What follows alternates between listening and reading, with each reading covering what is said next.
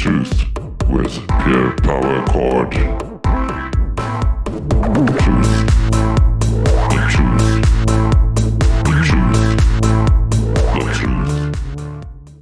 So with all the lunacy going around, if you just look at TV or if you watch the internet or if you watch anything actually, you will see that stupid is a new cool. But does the Bible mention stupidity? Let's get into it.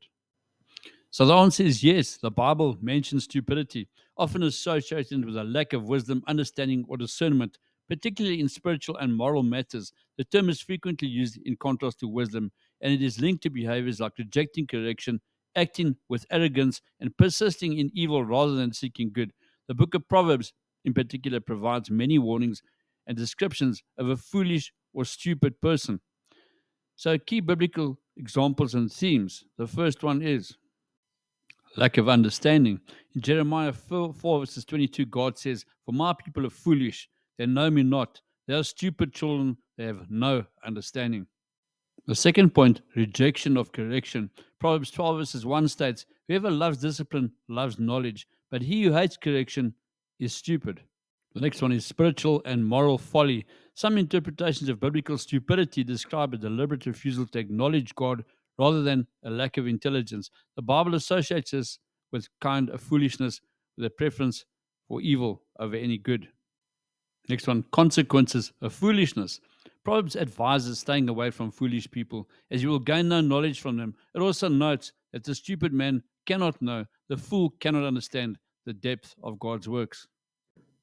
Contrasting wisdom and foolishness. The book of Proverbs often contrasts a wise person who listens to advice with a fool is always right in his own eyes. It also suggests that a fool who remains silent might be considered wise, implying a lack of discernment is a key part of the definition. So there's some New Testament insights.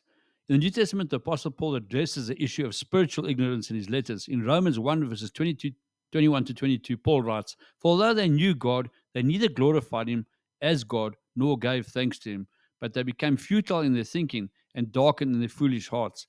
Although they claimed to be wise, they became fools." So this passage illustrates the self-deception and moral decline that result from turning away from God. The teachings of Jesus also highlight the dangers of spiritual stupidity.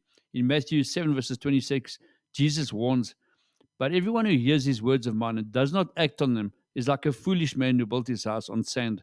So this parable emphasizes the importance of not only hearing God's word, but also acting upon it, as failure to do so leads to ruin. So we can't think we want to live it and know Jesus without actually living it. So there's some moral and spiritual implications as well. Again, I'll go through this. Stupidity in the biblical sense is not merely an intellectual deficiency, but a moral and spiritual failing. It is characterized by refusal to acknowledge God's sovereignty and neglect of his commandments. This condition leads to destruction and behavior that ultimately separates man from God. So the Bible encourages believers to seek wisdom and understanding through a relationship with God. Proverbs 9 verses 10 states, "The fear of the Lord is a beginning of wisdom, and knowledge of the Holy One is understanding." So this verse encapsulates the Bible's remedy for stupidity, a reverent and obedient relationship with God, which leads to true wisdom and understanding. So a practical application would be they call to pursue wisdom diligently, as outlined in James 1 verses 5. "If any of you lacks wisdom, let him ask God, who gives with all generosity and without reproach, and it will be given to him." This promise assures Christians that God is willing to provide the wisdom needed to navigate life's challenges. So there's actually no excuse to be stupid. So, in summary, the Bible presents stupidity as a serious spiritual issue, urging believers to seek wisdom through God's word and to live in accordance with his will. By doing so, they can avoid the pitfalls of folly and experience the fullness of life that comes from walking in God's truth. Have a wonderful day. Cheers.